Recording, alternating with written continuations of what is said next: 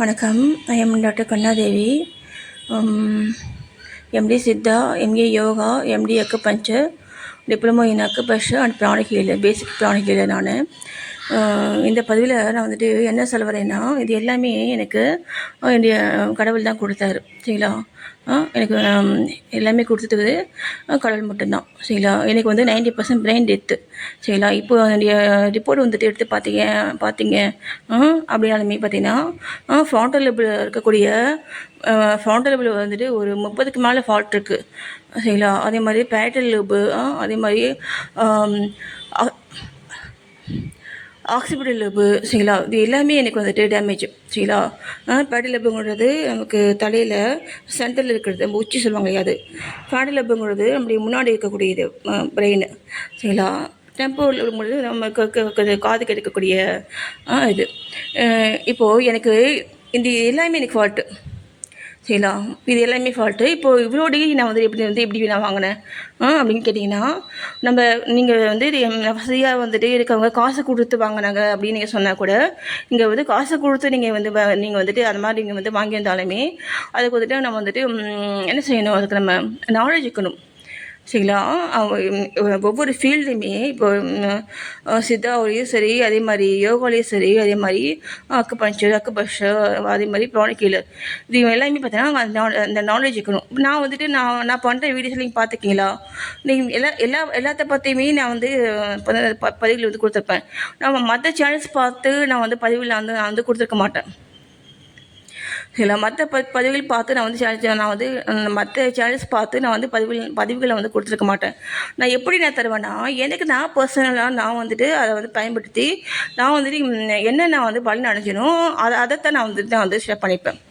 சரிங்களா? எல்லாத்துலேயுமே நான் வந்துட்டு எதை நான் வந்துட்டு படித்தாலுமே, எதை நான் வந்துட்டு கற்றுக்கிட்டாலுமே அதை நான் முதல்ல எனக்கு வந்து அது வேலை செய்யுதா அப்படின்னு நான் வந்து செக் பண்ணுவேன். சரிங்களா? இப்போது எத்தனை ஃபால்ட் வச்சு தான் நான் வந்து என் பிள்ளைகளை நான் வந்து வளர்த்து அழக்கிறேன். இப்போது என் கணவர் வந்து பார்த்திங்கன்னா ஒரு பர்சன் கூட சரி, அவருக்கு தெரியும் வந்து எனக்கு வந்துட்டு என்ன நடந்தது. இப்போது நான் ஒரு ஃபேமிலி, அவங்க தம்பி சரியில்லை, அதனால் நான் வந்துட்டு சூசைட் பண்ணிக்கிட்டேன். அதனால் பார்த்திங்கன்னா எனக்கு பிரெயின் டெத் ஆகி நான் ஒரு 3 இயர்ஸ் பார்த்திங்கன்னா எனக்கு பிரெயின் டெத்து எனக்கு. சரிங்களா? நான் வந்துட்டு எனக்கு எதுவுமே தெரியாது. அப்படியே வந்துட்டு அமைதியாக தான் இருப்பேன். இங்கே கடைசியாக நான் வந்துட்டு என்கிட்ட சொல்கிறான், இப்போது அந்த நேரத்தில் 3 வயசுக்கு உள்ள வந்து நாலேஜ் தான் வந்து உனக்கு இப்போ இருக்குது, சரியா அப்படின்ட்டு அப்படியே போனான். கடைசியாக நான் ஒரு டாக்டரு. சரிங்களா? அப்படியே போனோம். அதுக்கப்புறம் வந்து யாருமே எனக்கு ஃபோன் பண்ணலையே, கண்டுக்க மாட்டாங்களே, கண்டுக்காமல் தான் விட்டாங்க. இல்லை, கண்டுக்காமல் இருங்கப்பா எல்லோரும். அதை மட்டும் கிடையாது. இப்போது இங்கே கடைசியாக இங்கே பெரியவனையும் சேர்ந்து எனக்கு வந்துட்டு அந்த பிளாக் மேஜிக்கு, என்னுடைய நேம் வந்துட்டு டேமேஜ் பண்ணுறது, எங்கள் சாவுடைய நேம் வந்துட்டு டேமேஜ் பண்ணுறது, என் பிள்ளையுடைய நேம் வந்துட்டு இது பண்ணப்படுது. இந்த மாதிரி அவங்களுக்கு என்னென்ன மாதிரியான வகைகள் வந்துட்டு செயல்பட்டு எங்கள் ஃபேமிலியோட நேம் வந்து கிடணும். நாங்கள் நல்லா டோட்டலாக வந்துட்டு எங்களை வந்துட்டு அவங்க வந்துட்டு கெடுக்கணும். சரிங்களா? அந்த மாதிரி வந்துட்டு அவங்க வந்து செயல்பட்டாங்க. இப்போது எங்கள் சாரை வந்துட்டு அதே மாதிரி தான். எங்கள் சாரை வந்து பார்த்தீங்கன்னா என்ன வந்துட்டு கெடுக்கணும்.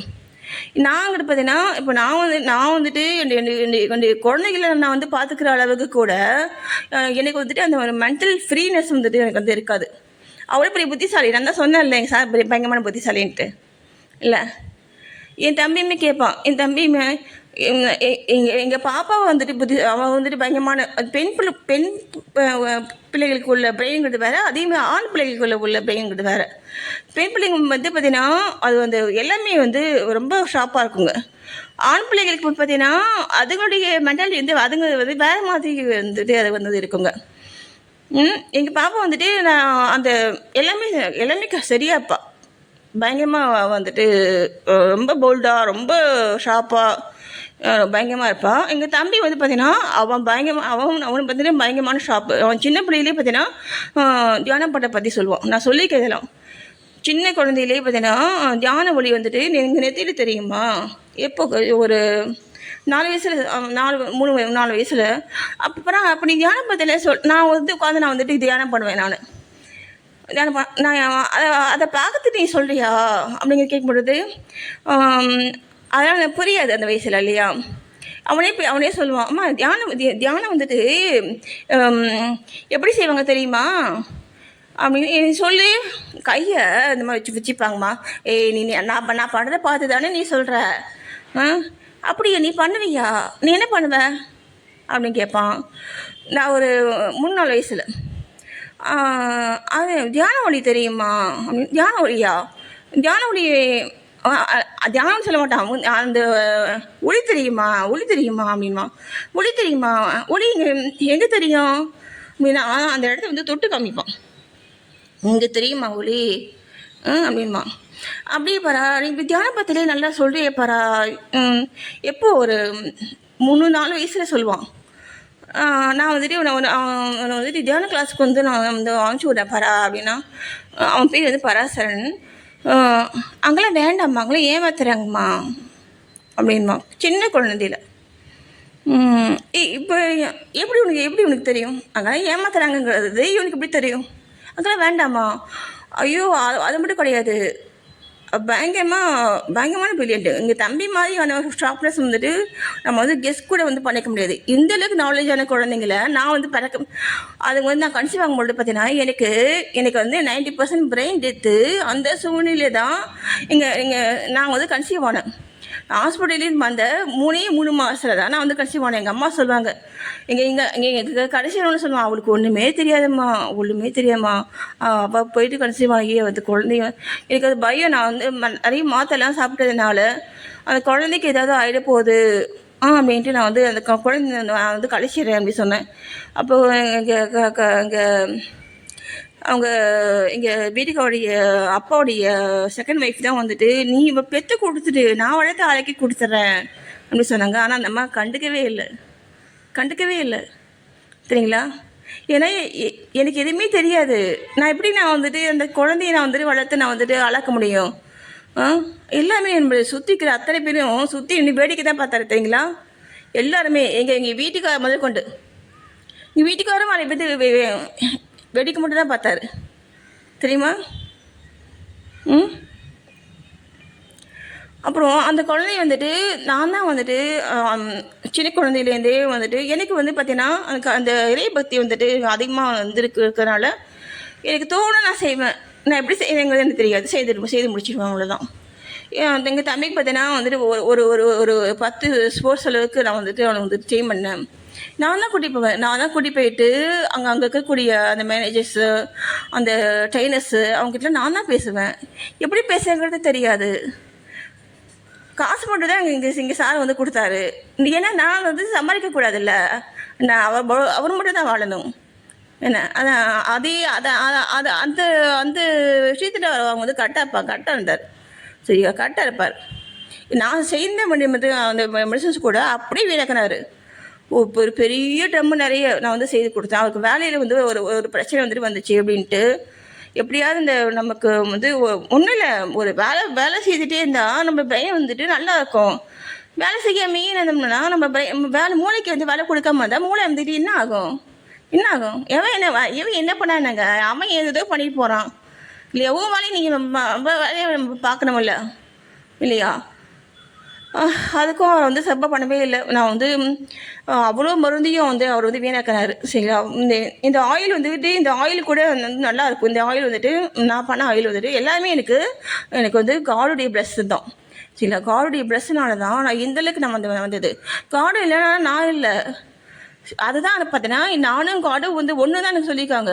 நான் நினச்சேன் எல்லாம் வந்துட்டு எல்லாமே செய்ய முடியும். நான் வந்து ஒரு வார்த்தை பேசுகிறதுக்கு அப்படி தைக்குவேன், அப்படி பதட்டப்படுவேன், உடம்புலாம் நடுங்கும். அந்த ஒரு உணர்ச்சிகளை வந்துட்டு தாங்குற அளவுக்கு நீ உடம்புல வந்து பலம் கிடையாது. அந்த மாதிரி தான் நான் வந்துட்டு இருந்தேன். இப்போது காடி சப்போர்ட் இருக்காது. இப்போ ரீசெண்டாக எனக்கு வந்து கிடைச்சதுனால வேறு வழி இல்லை. இந்த பொண்ணுக்காக நாங்கள் இருக்கோம், நீ வா அப்படின்னு சொல்லிட்டு காடு வந்துட்டு அவ்வளோ வந்துட்டு எனக்கு ஒரு துணையாக வந்துட்டு இருக்கிறதுனால பாபாவும் சரி அதே மாதிரி எல்லா காடுமே ஒன்று தான். இரையாட்டம் வந்துட்டு எல்லாருமே ஒன்று தாங்க, எல்லாருமே ஒன்று தான். சரிங்களா? காடு வந்துட்டு அவ்வளோ சப்போர்ட்டாக வந்துட்டு இது இந்த இருக்கிறதுனால எனக்கு வந்துட்டு அவ்வளோ சந்தோஷம். அவ்வளோ அந்த அந்த ஒரு சந்தோஷத்தினால நான் வந்து செயல்படுறேன். இதை விட வேறு எனக்கு முத்தியே தர சொல்லிட்டாங்க. இனிமேல் நான் பிறக்கவும் போடுறதில்ல. இனிமேல் நான் வந்துட்டு என்னுடைய அம்மா வந்துட்டு சந்தோஷமாக இருக்க போகுது அந்த காடுக்கிட்ட, இல்லைங்களா? இதை விட எனக்கு வந்து வேணை வேணும். நான் பட்ட கஷ்டக்கான பலனா எனக்கு வந்து கிடச்சிருச்சு, இல்லையா?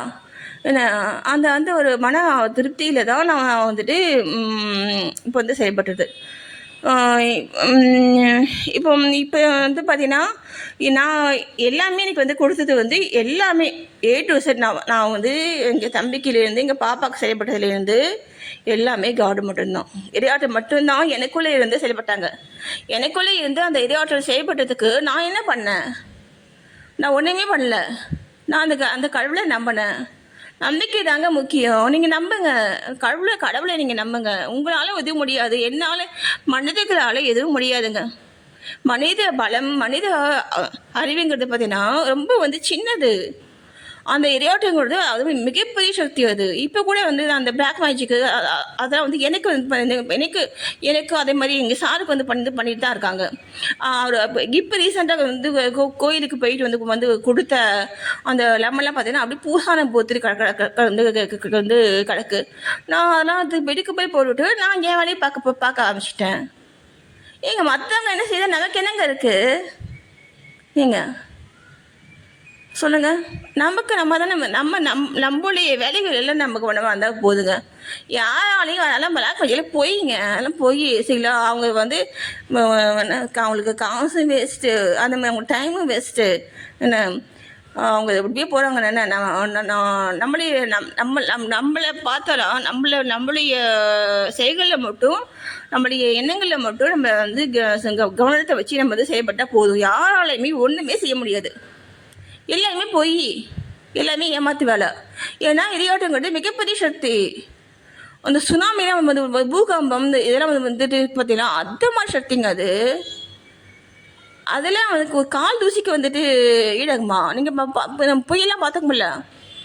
கால் தூசிக்கு கூட இதை வந்துட்டு இதெல்லாம் வந்துட்டு ஈடாகாது, இல்லை. ஆனால் கடவுளை நம்புங்க, கடவுளை நம்புங்க. யாராலையுமே ஒன்றுமே செய்ய முடியாது. ஓகேவா? நன்றி.